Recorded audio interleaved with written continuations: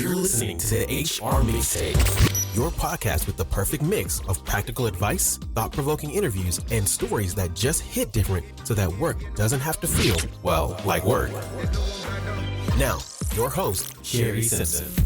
Joining me today is CHRO at Paylocity, Jill Morrison. Jill joined Paylocity in 2022, bringing more than 20 years of dedicated and progressive HR experience.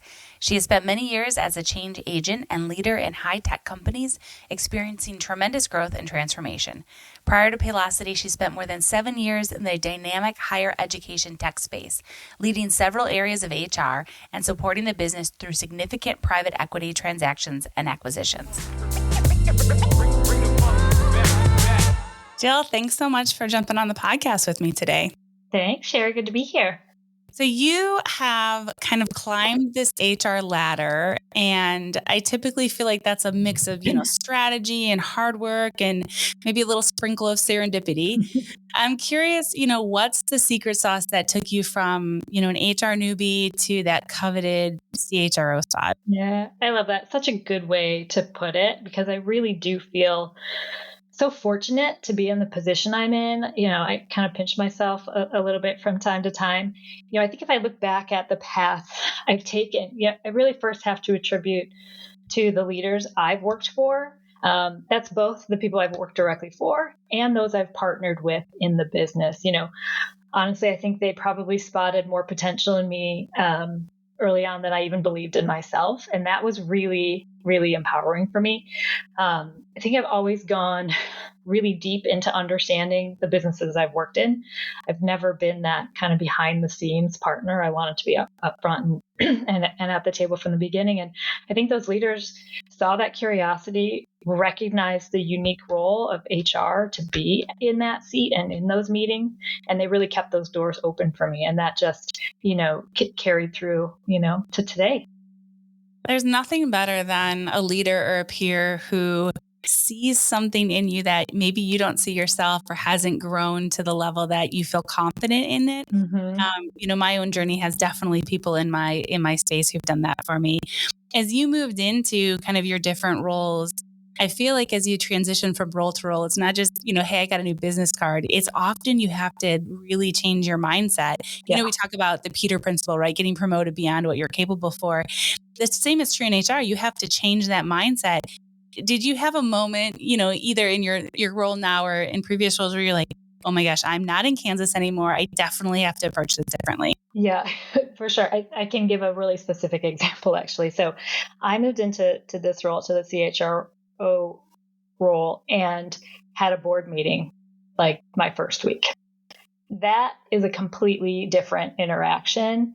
So eye-opening. And it's one of those interactions that you just don't get a lot of until you're in that role. There's not a ton that prepares you for it. And maybe you came up through the comp side.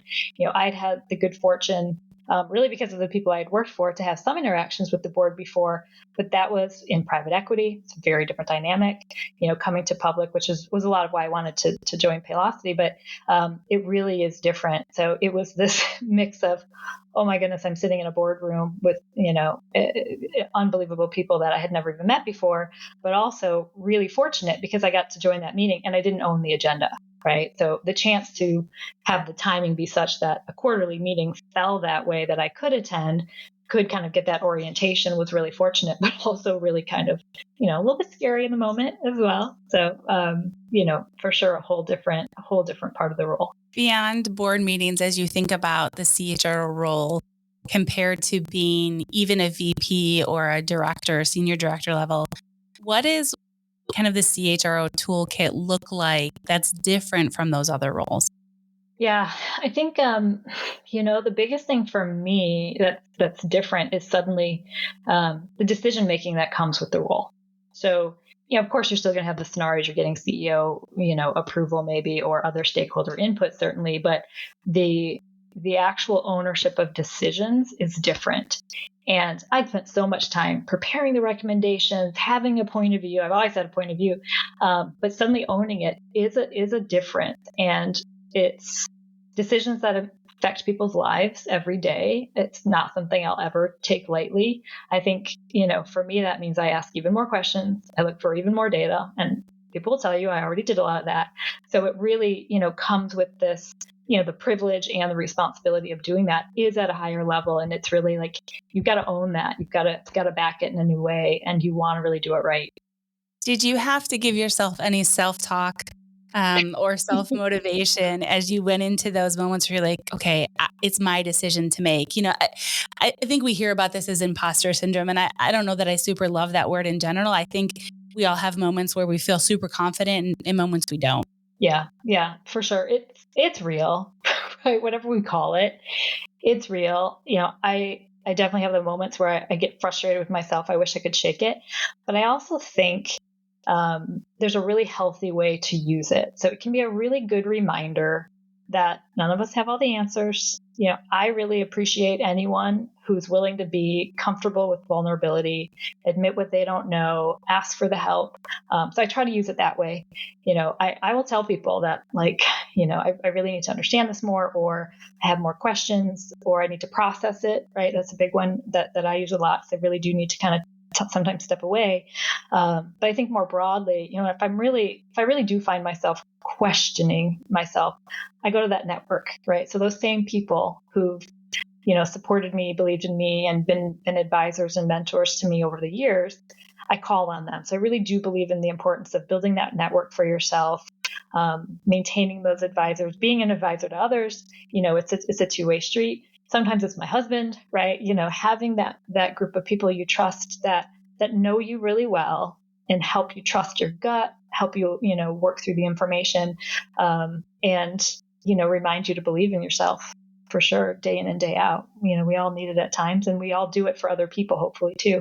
And kind of moving into a decision maker role, as you think about preparing to be a CHRO, is there 2 to 5 skills that you're like, it doesn't matter what industry in or sector, these are the things you really need to think about developing and growing in before you get into this role? Yeah, for sure.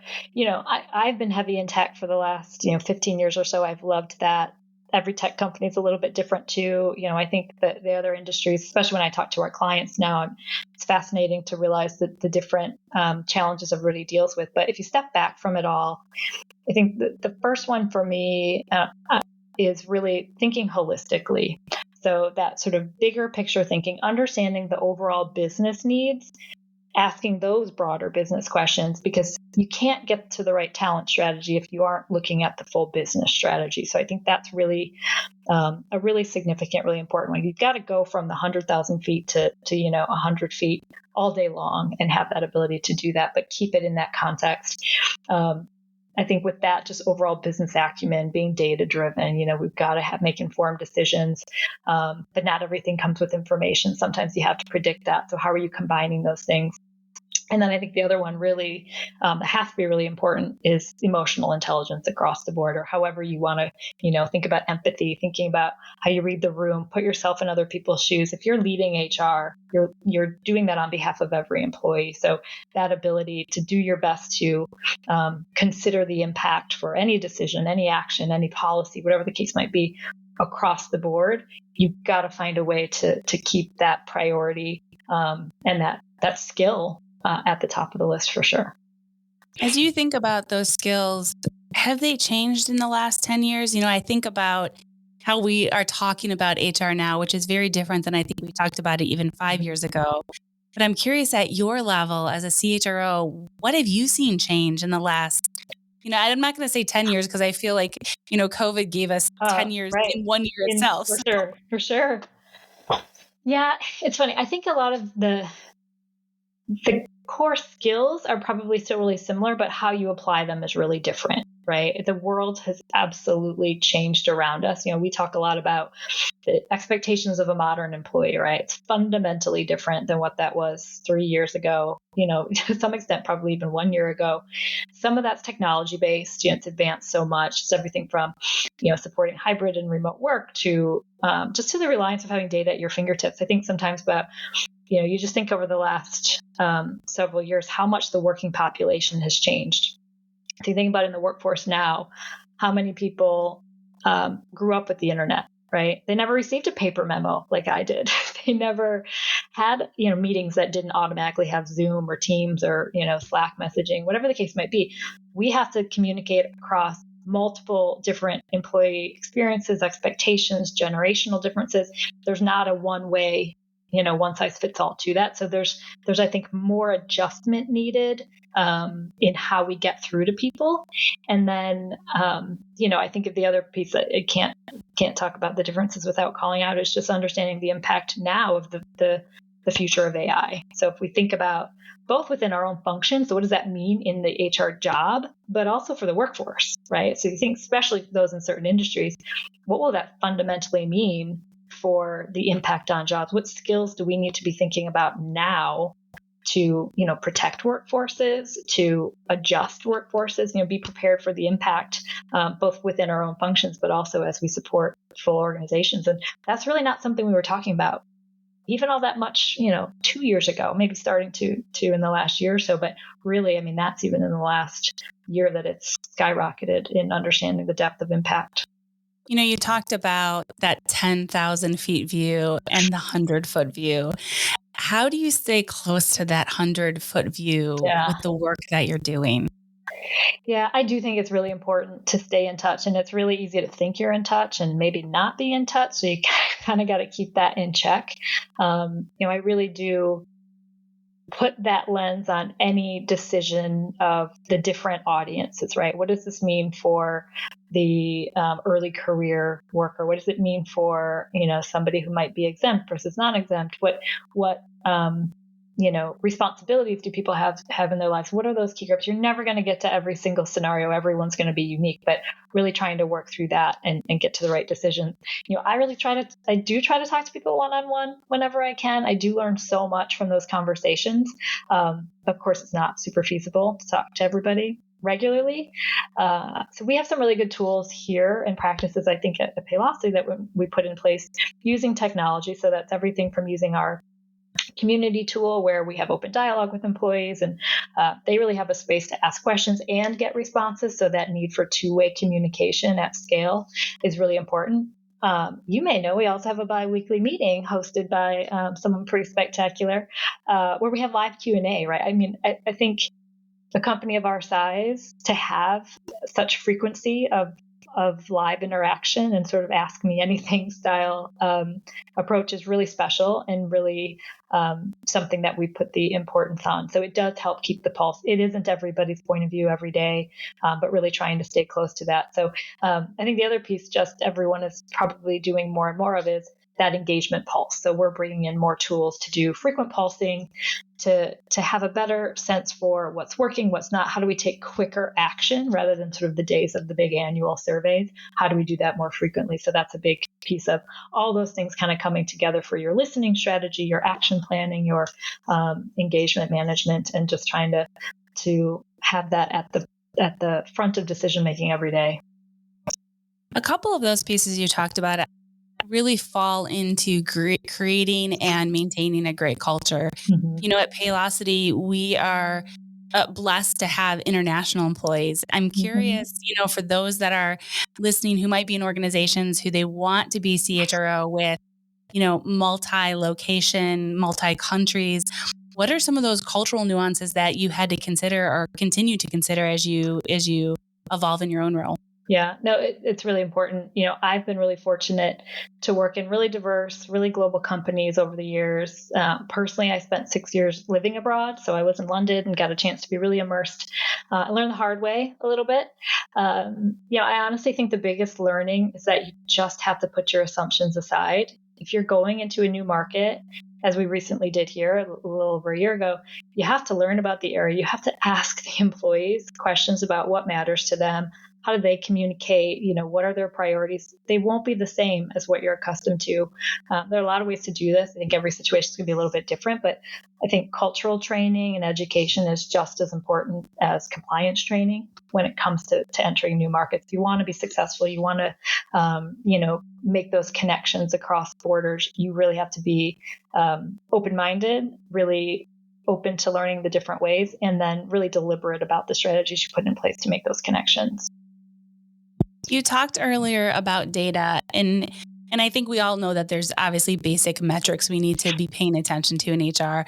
But beyond that, what are some real critical metrics and indicators that you look at as a CHRO to help you kind of have a sense of what's happening in the organization, have a pulse and a radar on trajectory and how that aligns to business strategy? Yeah. So I do love looking at the data. I love digging into the data. So I think with any data point, and I'll kind of share a few thoughts, you need the ability to filter into it, go derive the insights, apply context of what you might know into it to start cutting into it. Because what it might look like at a macro level, you need to get a little bit deeper sometimes to find the trends or find the opportunities. So I think that's always really important in how you're building dashboards and how you're thinking about the different ways to filter data or put it in the hands of those who have that context. But for me, I always start with what I call the employee landscape.